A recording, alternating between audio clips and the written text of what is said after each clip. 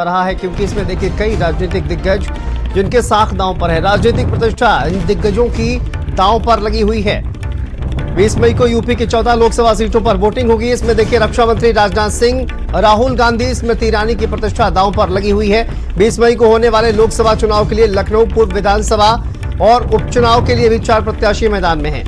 प्रदेश के मुख्य निर्वाचन अधिकारी नवदीप रिंडा ने इसकी जानकारी भी दी है कि 5वें चरण के सभी लोकसभा क्षेत्रों के लिए 144 प्रत्याशी चुनावी मैदान में हैं। देखिए कौन कौन सी वो सीटें आपको बता दें। लखनऊ, मोहनलालगंज, कैसरगंज, ये तमाम वो सीटें हैं देखिए जहां पर चुनाव होने वाला है। कुल 14 लोकसभा सीटें हैं जिन पर 20 मई को मतदान होगा और इन लोकसभा क्षेत्रों के लिए 144 प्रत्याशी चुनावी मैदान में। स्वतंत्र और निष्पक्ष चुनाव कराने के लिए चुनाव आयोग भी पूरी तरह से तैयार और 5वें चरण के लिए चुनाव प्रचार आज शाम 6 बजे थम गया है।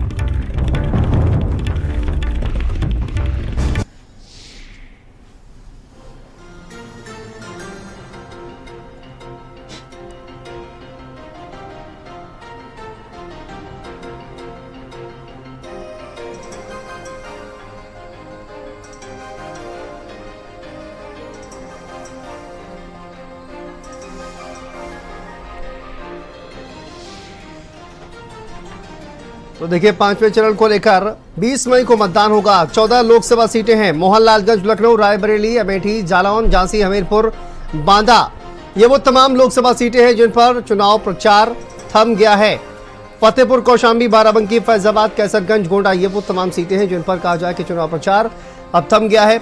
14 ऐसी सीटें हैं जिन पर 20 मई को मतदान होना है और इसी को लेकर चुनाव प्रचार आज थम गया है और अब 20 मई को वोट डाले जाएंगे। तैयारियां किस तरह की हैं, देखिए अलग अलग लोकसभा सीटों पर किस तरह की तैयारियां, किस तरह का राजनीतिक माहौल, ये सब आपको बताएंगे। साथ ही वो कौन कौन से दिग्गज हैं जहां पर सबसे ज्यादा नजरें जो तमाम मतदाता हैं उनकी लगी हुई हैं, वो सीटें भी हम आपको बताएंगे कि आखिर वहां पर क्या हो रहा है। चाहे वो लखनऊ हो, रायबरेली हो, अमेठी हो, कैसरगंज हो, ये इन तमाम जो सीटें हैं, कौशाम्बी, ये वो तमाम सीटें हैं जहां पर लोगों की नजरें लगातार बनी हुई हैं कि आखिर इस लोकसभा सीट से क्या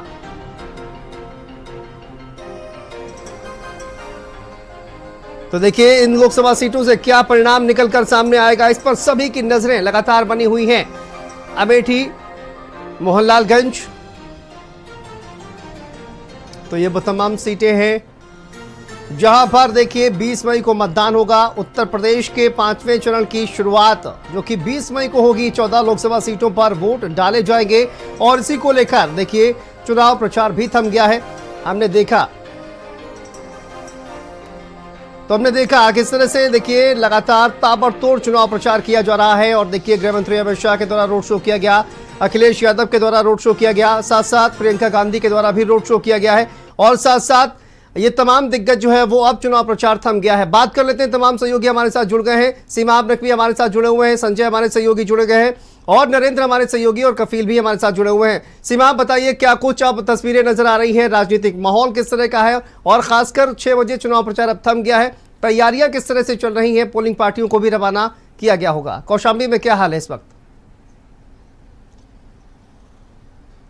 देखिए प्रशासन की तरफ से तैयारियां पूरी हैं। परसों चुनाव होगा और मतदान करने के लिए यहाँ के लोगों को भी प्रशासन की तरफ से जागरूक किया गया है कि ज्यादा से ज्यादा मतदान करें।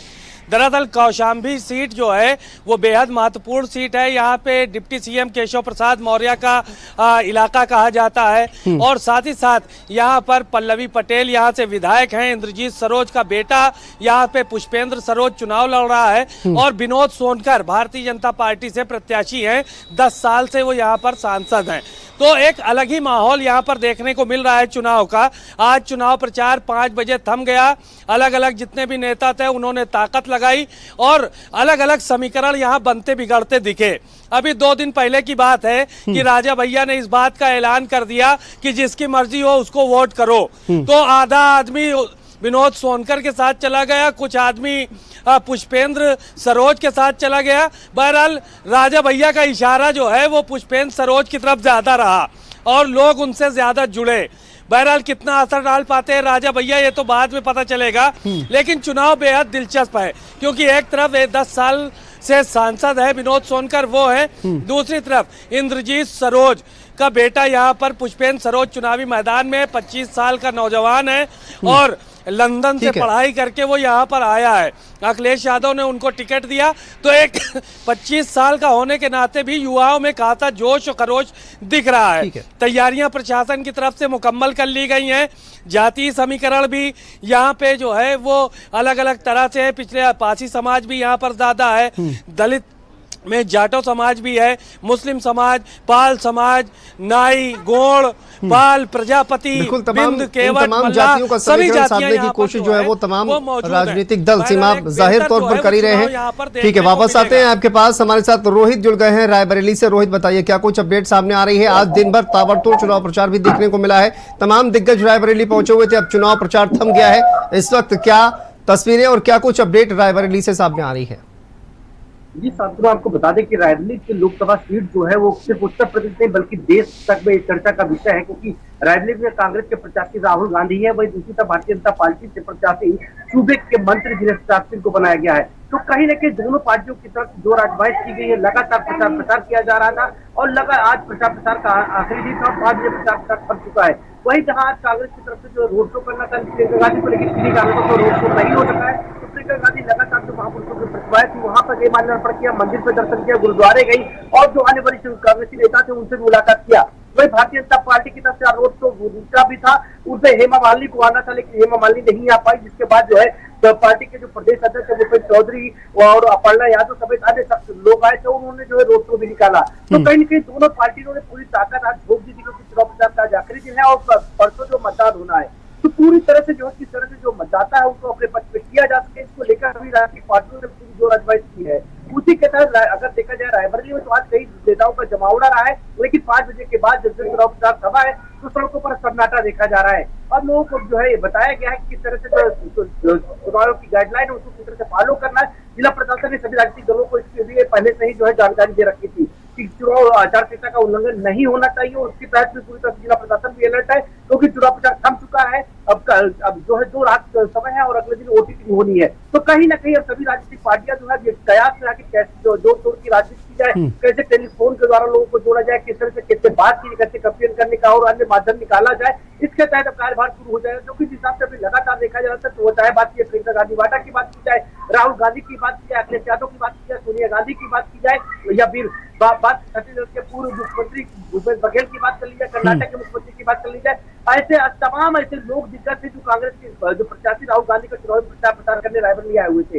बिल्कुल, देखिए वहां पर काफी ज्यादा राजनीतिक माहौल जो है वो गर्म दिखाई दिया। ठीक है रोहित, वापस आएंगे आपके पास। कफील हमारे सहयोगी जुड़े हुए हैं। कफील, बताइए क्या कुछ अपडेट, अब क्या मुकाबला किस तरह से दिखाई दे रहा है अगर धरातल पर बात की जाए? लेकिन भारतीय जनता पार्टी और इंडिया गठबंधन लगातार दोनों ही कहा जाए कि चुनाव प्रचार में जुटे हुए थे, प्रचार थम गया है, अब क्या स्थिति बनी हुई है धरातल पर? बिल्कुल, देखिए चुनाव प्रचार थम गया है। लखनऊ में रक्षा मंत्री राजनाथ सिंह भाजपा से प्रत्याशी हैं और मोहनलालगंज सीट से केंद्रीय मंत्री कौशल किशोर हैं। तो राजनाथ सिंह काफ़ी मजबूत स्थिति में माने जा रहे हैं। उनके अपोजिट में सिटिंग एमएलए समाजवादी पार्टी के रविदास मेहरोत्रा हैं। अखिलेश यादव ने रोड शो भी किया था, लेकिन राजनाथ सिंह को लेकर जो तमाम उनके समर्थक हैं और जो भाजपा के कार्यकर्ता हैं उनका साफ कहना है कि इस बार वो 5 लाख से ज़्यादा लाएंगे। लेकिन वो 20 मई को पता चलेगा जो यहाँ के वोटर हैं वो किसको ज़्यादा मतदान करते हैं और 4 जून को इसका रिजल्ट आएगा। लेकिन आज से प्रचार थम गया है। जो तमाम पोलिंग पार्टियां हैं उन्हें रवाना किया जाएगा। उत्तर प्रदेश में 200 से ज़्यादा अति संवेदनशील बूथ हैं और 50 से ज़्यादा संवेदनशील बूथ हैं।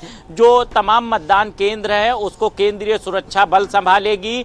कड़ी सुरक्षा व्यवस्था के इंतजाम किए गए हैं। जो तमाम पोलिंग पार्टियां हैं उनको रवाना करा जाएगा। इसके अलावा अगर बात करें जो मतदान केंद्र है वहाँ पर तमाम व्यवस्थाएं की जा रही हैं, क्योंकि गर्मी काफ़ी तेज़ है। इसको देखते हुए जो चुनाव आयोग है उसने ये निर्देश दिया है कि वहाँ पे पानी की व्यवस्था रहे, अगर कहीं धूप ज़्यादा है तो वहाँ पे शेल्टर्स लगाए जाएं, तो तमाम व्यवस्थाएं की जा रही है। और मोहनलालगंज से जो केंद्रीय मंत्री कौशल किशोर हैं वो मैदान में, इसके अलावा गठबंधन से आर.के. चौधरी हैं, दोनों में काफ़ी फाइट मानी जा रही है। मोहनलालगंज सीट काफ़ी दिलचस्प रहेगी। लखनऊ में ये माना जा रहा है कि बीजेपी काफ़ी मजबूत स्थिति में, क्योंकि ठीक है कफील, बने रहिए आप हमारे साथ। तो देखिए लखनऊ से अपडेट जो है वो कफील हमें लगातार दे रहे हैं। संजय का रुख कर लेते हैं। संजय अमेठी में लगातार बने हुए हैं और संजय ने आज गृहमंत्री अमित शाह से बातचीत भी की है। लगातार देखिए चुनाव प्रचार करते हुए दोनों ही तरफ से कहा जाए कि जो तमाम दिग्गज नेता हैं वो पहुंचे हुए थे अमेठी में चुनाव प्रचार थम गया है। अब क्या अपडेट इस वक्त संजय वहां पर नजर आ रहा है? बिल्कुल शांतनु, मैं बताऊं आपको कि चूंकि अभी कुछ ही पल पहले ये कहा जाए कि जो 5 बजे का टाइमलाइन दिया गया था चुनाव आयोग द्वारा, वहाँ उस टाइमलाइन को देखते हुए अमित शाह जो गृह मंत्री हैं देश के, वो यहाँ पर रोड शो कर रहे थे। चूंकि केंद्रीय मंत्री स्मृति ईरानी यहाँ पर तिबारा कैंडिडेट के तौर पर हैं और 19 में उन्होंने जीत हासिल की थी और 24 में बीजेपी ने उनको फिर से रिपीट किया है कि और लगातार चुनाव प्रचार यहाँ पर चल रहा था। तमाम बड़े दिग्गज चेहरे यहाँ पर चुनाव प्रचार करने के लिए आए। हालांकि पीएम की रैली जरूर अमेठी में नहीं लगी। उसके पीछे का लॉजिक ये कहा जाता है कि केएल शर्मा जैसा कैंडिडेट कांग्रेस ने दिया है, तो ऐसे में पीएम मोदी की रैली की रोड शो की जरूरत उन्हें महसूस नहीं होती है अमेठी में, इसीलिए बाकी नेताओं की जो रैलियां हैं वो हुई। तो आज अमित शाह ने भारी भरकम लोगों के बीच में एक बड़ी जो ये कहा जा सकता है कि जो रोड शो है वो तकरीबन 2.5 से 3 किलोमीटर तक का रोड शो उन्होंने किया। और रोड शो के जरिए जो केंद्रीय मंत्री हैं स्मृति ईरानी, उनके प्रति जो अपील है मतदाताओं से वो करते हुए नजर आए। बेहद रोचक लड़ाई अमेठी में देखने को मिल रही है कांग्रेस और बीजेपी के बीच में। लगातार दोनों ही दल एक दूसरे को पछाड़ने का प्रयास कर रहे हैं। रोचक लड़ाई निश्चित तौर पर अमेठी में देखने को मिल रही है। देखना यही होगा कि 4 जून को परिणाम क्या आता है। संजय, बहुत बहुत शुक्रिया तमाम जानकारी के लिए, बने रहिए आप हमारे साथ। नरेंद्र का रुख कर लेते हैं। नरेंद्र, बताइए किस तरह का मुकाबला आप देख पा रहे हैं? जमीन पर आप लोगों से बातचीत भी लगातार कर रहे हैं और अब चुनाव प्रचार भी थम गया है, तो राजनीतिक माहौल किस तरह का बांदा में दिखाई दे रहा है? देखिए, मैं इस समय बांदा के चित्रकूट में हूं और पिछले कई दिनों से जिस तरीके से बुंदेलखंड की जो हवा देखी है उसको देखकर लगता है कि यहां पर इंडिया गठबंधन बीजेपी को उसके ही दबदबे वाली सीटों पर कड़ी टक्कर देता हुआ नजर आ रहा है। जहां तक बांदा की बात करें तो यहां पर आर.के. पटेल जो पिछली बार 2019 में बीजेपी से सांसद बने थे, अब की बार उनकी जो सीट है वो बड़ी चुनौतीपूर्ण संकट में फंसी हुई है, क्योंकि यहाँ से कुर्मी जात की ही जो कृष्णा पटेल हैं वो प्रत्याशी बनाई हैं समाजवादी पार्टी इंडिया गठबंधन की ओर से। तो ऐसे में जो कुर्मी वोट बैंक है करीब 3.5 लाख के आसपास, उसका बंटवारा होना बिल्कुल लाजमी है। इसके अलावा एक दूसरा खतरा बीजेपी के लिए यहाँ पर यह है कि बीएसपी से जो मयंक द्विवेदी हैं उनको चुनावी मैदान में उतार दिया गया है। मयंक द्विवेदी के पिता यहाँ से चर्चित एमएलए रहे हैं, पुरुषोत्तम नरेश द्विवेदी उनका नाम था और 2011 में उनका निधन हो गया था। तब से लेकर जो एक लीडरशिप है ब्राह्मणों में उसकी हमेशा कमी खल रही थी, लेकिन इस बार मौका मिला है ब्राह्मणों को अपनी मौजूदगी यहाँ पर दर्ज कराने का। तो ऐसे में बीजेपी का जो कोर वोटर है ब्राह्मण, उसमें भी बंटवारा होता हुआ यहाँ पर बिल्कुल साफ दिख रहा है। जो कृष्णा पटेल हैं वो हक जमा रही हैं मुस्लिमों पर, यादवों पर, पाल पर, कुशवाहा पर। इसके अलावा अपने कुर्मी वोट बैंक को वो ये बताती हैं कि वो उनके साथ है। लेकिन दूसरी तरफ अगर देखें तो आर.के. पटेल भी उन्हीं वोटों पर, खास करके जो कुर्मी वोट है उस पर अपना आधार बनाकर जीत का दावा कर रहे हैं। लेकिन देखना यह होगा कि जो अब की बार पब्लिक का मूड है वो किधर जाता है, वोटर किस करवट बैठता है। जो सरकार की 10 साल की योजनाएं हैं वो कितना जमीन पर उतरी हैं, कितना घर घर पानी पहुंचा है, हर घर नल पहुंचा है, और वो पानी जो है उसकी क्वालिटी क्या है, ये सब 20 तारीख को यहाँ का वोटर बुंदेलखंड का बता देगा। और जो यहाँ के प्रत्याशी हैं उनकी किस्मत ईवीएम में कैद हो जाएगी। बड़ा दिलचस्प मुकाबला है। 4 सीटें हैं 7 जनपदों में और वहां पर कड़ा मुकाबला देखा जा रहा है। और ये भी देखा जाएगा इस बार कि जो बीजेपी की हवा पिछले 10 साल से बनी हुई थी, उस हवा में अभी कितना वजन बाकी है। और इंडिया गठबंधन जो दूसरी तरफ से ये दावा कर रहा था कि वो बिना किसी स्ट्रेटजी के चुनावी मैदान में गया और जनता उसके लिए चुनाव लड़ रही है, ये दोनों दावे जो हैं वो 4 जून को निकलकर सामने आएंगे। जी शांतनु। बिल्कुल, ये तमाम दावे जो है वो 4 जून को निकलकर सामने आएंगे।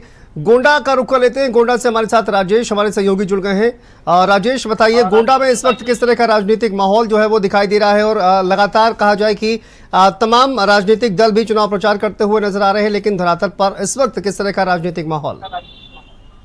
देखिए संतोष, चुनाव प्रचार तो 5 बजे पूरी तरह खत्म हो गया। आज पूरे दिन की स्थिति ये रही कि पूरा शहर जगह जगह से जाम रहा, क्योंकि डिम्पल यादव का रोड शो था और रोड शो में करीब अपने कार्यक्रम से 2 घंटे लेट से पहुंची थी। हालांकि इसके बाद भी पूरे शहर में जगह जगह जाम जो था वो सुबह 10 बजे से ही लगना शुरू हो गया था, और अब जाकर के जब 5:30-6 बजे आज जाकर के तब जाकर के कहीं जाम खत्म हुआ है। पहले जो ये चर्चाएं हो रही थी कि इंडिया गठबंधन के प्रत्याशी को लेकर के कि भारतीय जनता पार्टी से उनकी कोई टक्कर नहीं होगी और वो लोग सीधे क्लीन स्वीप कर जाएंगे, लेकिन अब ऐसी कुछ स्थिति देखने को नहीं मिल रही, क्योंकि चाहे कैसरगंज हो या फिर गोंडा हो, दोनों जगहों पर एक बड़ी टक्कर जो गठबंधन प्रत्याशी है उनकी तरफ से दी जा रही है।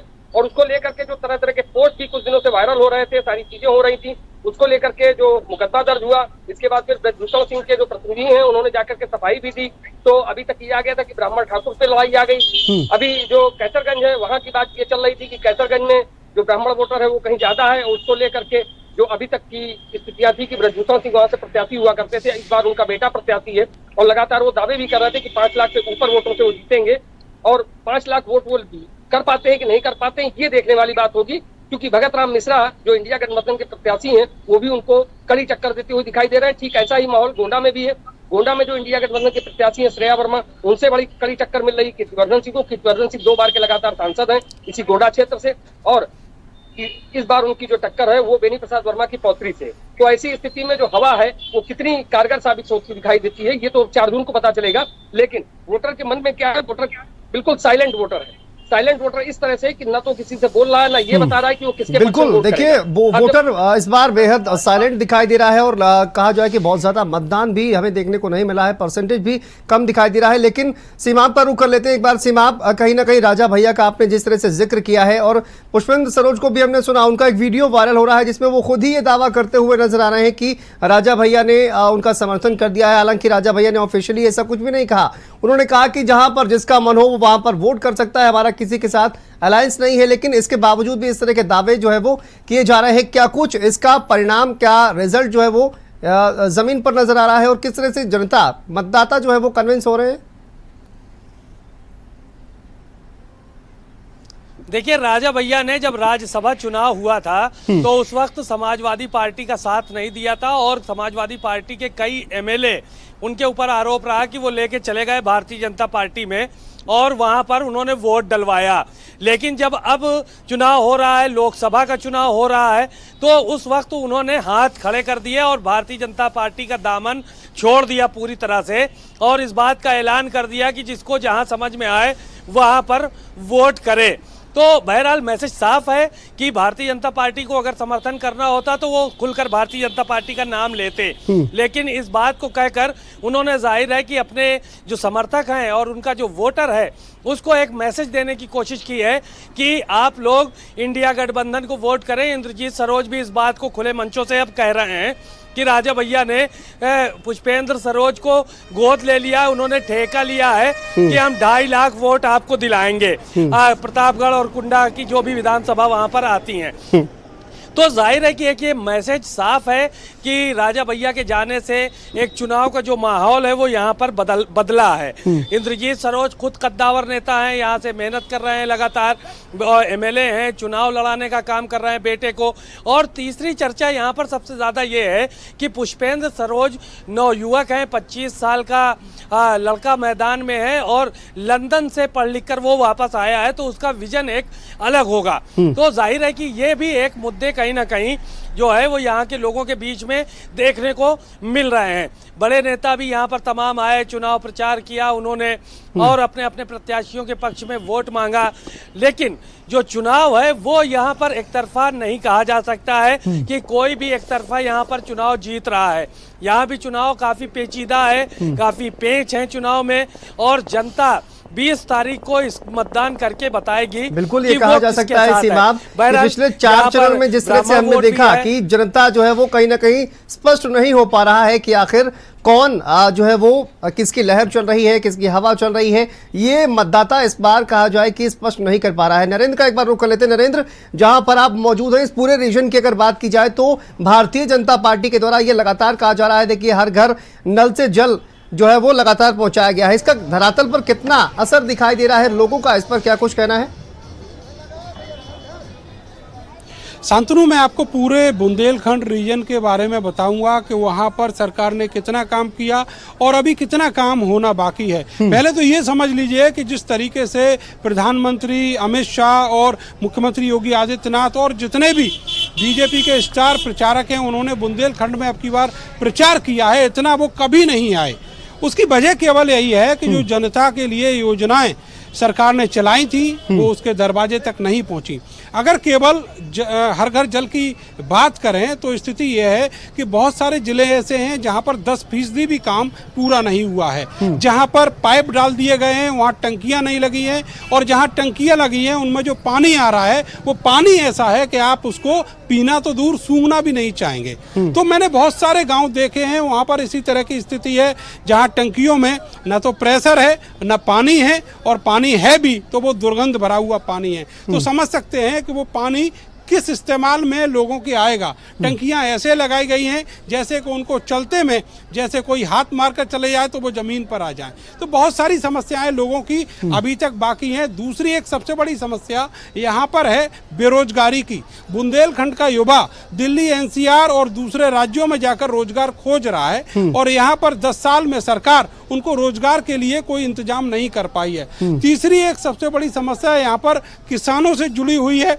जो ये दावा किया गया था कि ऐसी व्यवस्था बनाई जाएगी, ऐसी योजना लाई जाएंगी जहां पर जो सूखे से जूझता बुंदेलखंड है वहां पर ट्यूबवेल लगाए जाएंगे, या फिर जो छोटे रजवाहे हैं। देखिए तमाम सवाल खड़े हो रहे हैं, और कहा जाए कि जिस तरह से आपने इन तमाम सवालों को उठाया है, जाहिर है इसका जवाब जनता जरूर देगी।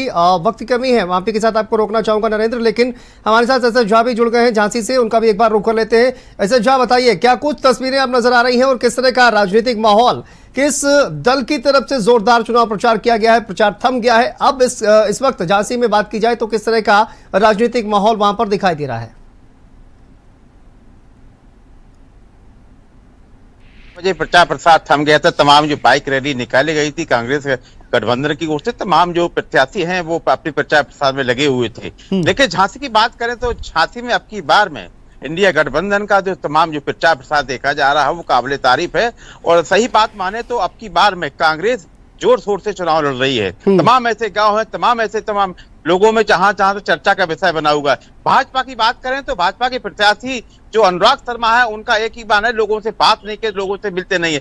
बुंदेलखंड में पानी की समस्या और बेरोजगार लोग घूम रहे हैं, लेकिन पानी की समस्या की बात करें तो गांव की बात दूर है, लेकिन शहर में पानी नहीं है। इस बात को लेकर अब की बार मतदान होगा, और अब लगातार तमाम जो प्रत्याशी अभी चुनाव प्रचार खत्म हुआ है, लोगों से चर्चा का विषय बना हुआ है। जी बिल्कुल, देखिए जोर शोर से कहा जाए कि तमाम जो राजनीतिक दल हैं वो कहीं ना कहीं चुनाव लड़ते हुए नजर आ रहे हैं, लेकिन अब चूंकि चुनाव प्रचार थम गया है, किस तरह से ऐसे जहां तैयारी अब की जा रही है, 20 मई को मतदान होना है, उसको लेकर किस तरह की तैयारियां?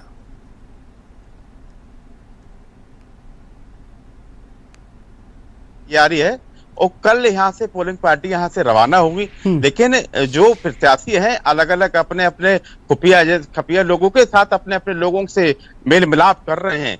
लेकिन सबसे बड़ी बात है कि पहली बार ये देखा जा रहा है कि समाजवादी पार्टी और जो कांग्रेस का गठबंधन हुआ है, अब की बार पहली बार ऐसा देखा जा रहा है कि एकजुट होकर जो चुनाव लड़ रहे हैं। बिल्कुल, कहा जाए कि एक अच्छी फाइट जो है वो कहीं ना कहीं देखने को मिल रही है। संजय का रुख कर लेते हैं। संजय, अमेठी में आप देखिए काफी वक्त से लगातार आप रिपोर्टिंग कर रहे हैं और लोगों से आपने बातचीत की है, नेताओं से बातचीत की है, लेकिन जोर शोर से चुनाव प्रचार जो है वो दोनों ही दलों की तरफ से किया जा रहा है। लेकिन स्मृति ईरानी के खिलाफ कहा जाए कि जो प्रत्याशी इस वक्त चुनावी मैदान में है, राहुल गांधी की तरफ से या प्रियंका गांधी की तरफ से लगातार ये कहा जा रहा है कि यहां पर गांधी परिवार ही चुनाव लड़ रहा है। इसका जो मतदाता है उनका क्या कुछ कहना है प्रत्याशी को लेकर, और जिस तरह के दावे कांग्रेस पार्टी की तरफ से भी किए जा रहे हैं? बिल्कुल शांतनु, बताऊं आपको कि अंतर आता है जब अगर कोई गांधी परिवार का खुद का परिवार का व्यक्ति यहाँ पे चुनाव लड़ता तो शायद उसकी तस्वीरें कुछ अलग होती, और शुरुआत से ही इसको लेकर के कार्यकर्ताओं ने उम्मीद जताई थी कि शायद राहुल गांधी अमेठी से पुनः वापस आएंगे और चुनाव लड़ेंगे। लेकिन जैसे ही किशोरी लाल शर्मा का नाम की घोषणा हुई तो कहीं ना कहीं कांग्रेस के कार्यकर्ताओं को भी थोड़ा सा झटका लगा था। लेकिन गांधी परिवार के लोग प्रचार प्रसार जरूर कर रहे हैं, लोग कार्यकर्ताओं में जोश भरने का प्रयास जरूर कर रहे हैं कि पूरे जोश के साथ परिवार ही चुनाव लड़ रहा है। और 40 साल से जो व्यक्ति गांधी परिवार के लोगों को चुनाव लड़ाता रहा हो, चाहे राजीव गांधी की बात रही हो, सोनिया गांधी की बात रही हो, या फिर राहुल गांधी की बात रही हो, उसी व्यक्ति को चुनाव लड़ाने के लिए गांधी परिवार खड़ा है। अगर चुनाव प्रचार की बात करें तो प्रचार में बीजेपी आगे नजर इसलिए आती है क्योंकि उनका प्रचार प्रसार 2 साल पहले से ही रणनीति के तहत चल रहा था। वो रणनीति ये थी कि आपकी सरकार आपके द्वारा एक मिशन चला, जिसे विधानसभा के जो है ये कहा जा सकता है कि हर दूसरे गांव में जो यहाँ की संसद है वो पहुंची, और उसके बाद तकरीबन 1.5 महीने से पूरी तरीके से एक एक गांव को खंगाला ये, और जाकर के अपनी मैनिफेस्टो को, अपनी बातों को 5 साल बनाम 15 साल का जो नारा इन्होंने दिया, उस नारे के साथ उन्होंने क्या क्या किया और आगे आने वाले दिनों में क्या करेंगे, वापस आएंगे आपके पास, वक्त की कमी है, आपको रोकना चाहेंगे यहाँ पर। रूपेश हमारे सहयोगी जुड़ गए हैं अयोध्या से। रूपेश, बताइए क्या कुछ इस वक्त अयोध्या से अपडेट सामने आ रही है और किस तरह का राजनीतिक माहौल, तैयारियां किस तरह से दिखाई दे रही हैं, क्योंकि यहाँ पर 20 मई को मतदान होगा, 5वें चरण को लेकर किस तरह की तैयारियां? 5वें चरण का मतदान है, उसको लेकर के तैयारियां जोरों पे चल रही है। जिसमें बात की जाए तो आज जो है डिप्टी सीएम केशव प्रसाद मौर्य ने रोड शो भी किया है, और रोड शो बहुत सफल रहा उनका। जिस तरह बात की जाए तो समाजवादी पार्टी के जो गठबंधन के जो प्रत्याशी हैं अवधेश प्रसाद, उनके समर्थन में अभी अखिलेश यादव ने भी जो है मिल्कीपुर के जो है इनायत नगर में जो है जनसभा किया, और उन्होंने जो है अवधेश प्रसाद के लिए वोट मांगा है। बात की जा रही है जिस तरह से कि आज जो है शाम को जिस तरह से प्रचार प्रसार थम गया है, उसको लेकर के जिस तरह से अब बात की जाए तो अब जो है चुनाव प्रचार जो होगा वो लोग जो घर जाकर लोगों को संपर्क करेंगे। लेकिन जिस तरह से यहाँ के प्रशासन ने अलर्ट कर रखा है कि कोई किसी तरह से आचार संहिता का उल्लंघन नहीं करेगा, अगर करता पाया जाता है उस पर कार्रवाई भी की जा सकती है।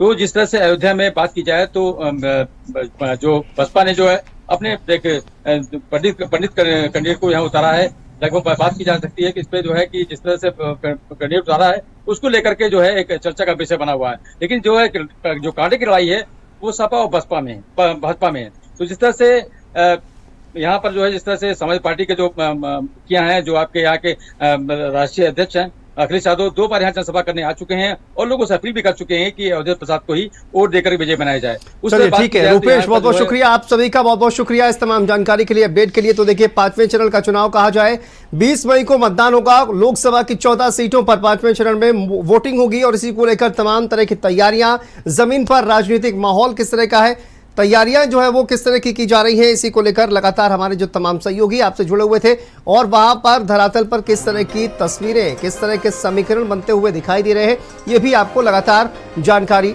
दे रहे थे।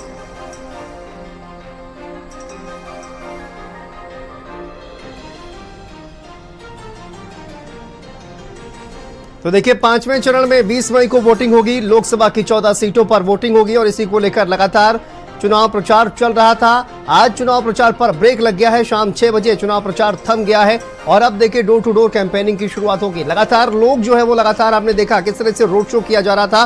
तमाम दिग्गज कहा जाए कि मैदान में उतरे हुए थे। प्रधानमंत्री नरेंद्र मोदी से लेकर गृह मंत्री अमित शाह, उत्तर प्रदेश के मुख्यमंत्री योगी आदित्यनाथ, राहुल गांधी, प्रियंका गांधी और साथ साथ सोनिया गांधी भी रायबरेली पहुंची, जहां पर उन्होंने भी जनता से एक भावुक अपील की है। और उसके बाद देखिए राजनीतिक माहौल जो है वो कहीं ना कहीं अब गरमाता हुआ नजर आ रहा है।